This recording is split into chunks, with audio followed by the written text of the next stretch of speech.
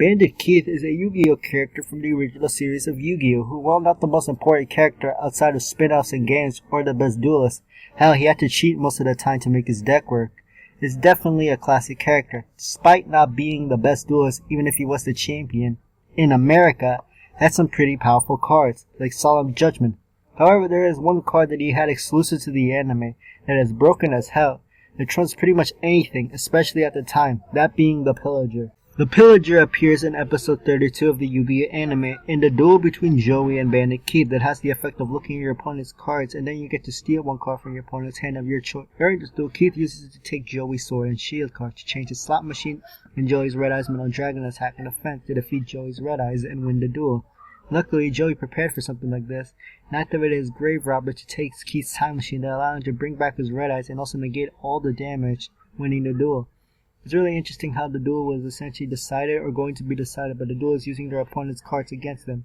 Pillager obviously exemplifies Keith's underhanded tactic to take what he wants, being, well, a bandit, though Joey's Grave Robber and his copycat used early in the duel exemplifies a, while still mischievous, is more goodish, goofy innocence, showing Joey, who was initially seen as a typical bully, had more debt to him, and reasons for why he did those things, and his eventual turnaround. That was the gist of the events, and I think that's all the background you need to understand the Pillager and its power, but it's time to dig deep into the meat and potatoes of just how powerful this card is.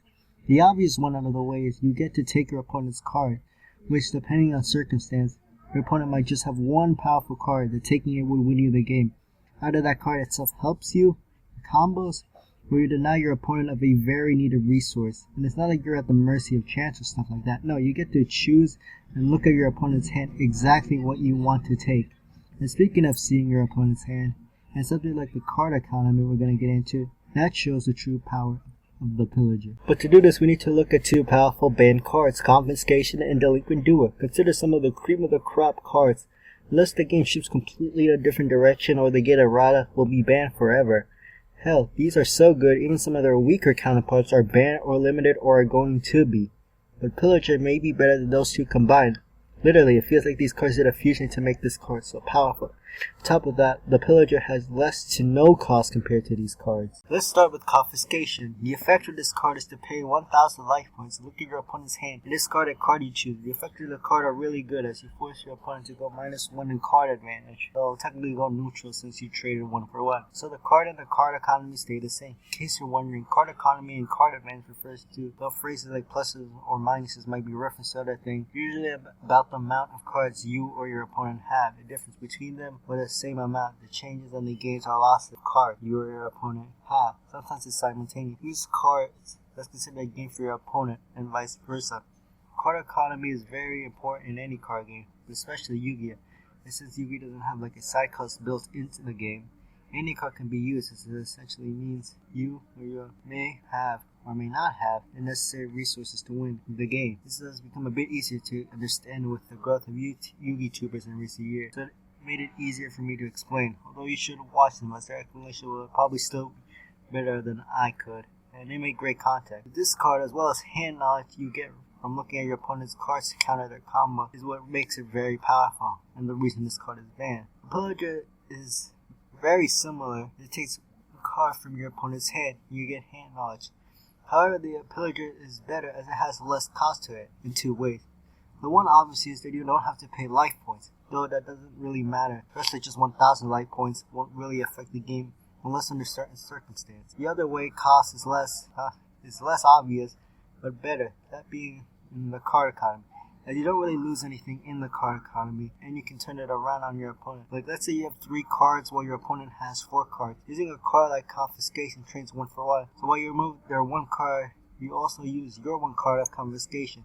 Your opponent now has 3 cards, however you now have 2 cards.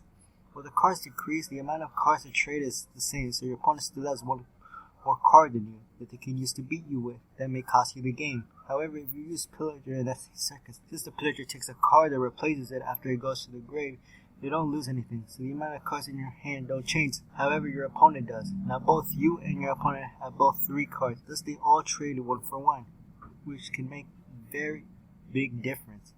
And that's if your opponent has more cards than you, not equal or less. And in an absolutely worst case scenario, it's essentially just a no life point cost Confiscation. And even in some of those it's better. Like if your opponent has 5 cards and you have 1 confiscation, you have no more cards in your hand and are essentially completely screwed. Whereas using Pillager, you at least have a card and the outcome is the same, so you went from being completely screwed to just somewhat screwed. That's what makes the Pillager so good, even compared to another OP card like Confiscation. But there's also another duo that we need to look at in the room. That's right, Delinquent Duo. Delinquent Duo is a powerful card, and everyone knows it. Back in the day, spell cards were some of the best cards in the game, and still are. And on many people's list of broken cards that will never be unbanned, this is one of them. Even compared to other cards, it's kept this place as the cream of the crop. And even then, the Pillager still eats it for breakfast. Delinquent Duo is a fair because you pay 1,000 points, then make your opponent discard card, and if they have any other cards, they get to choose what to discard. And that's what makes Delinquent Duo so powerful, is it makes anyone who has the misfortune of encountering it go -2 in card advantage. And when other cards that let you draw 1 or 2 cards are banned, even with some restrictions or costs, you know it's a big deal, as it guarantees you to lose or win the game, depending on who has or played the card. As for the Pillager, it technically does the same thing. Now it doesn't make your opponent go -2, which may or may not break the deal some, but the cards that are traded for are essentially the same. If you both have 5 cards, use Delinquent Duo, the opponent not only has 3 cards, but since you use Delinquent Duo, you have 4 cards. And if you use Pillager, you take one of your opponent's cards, still have 5, while your opponent has 4.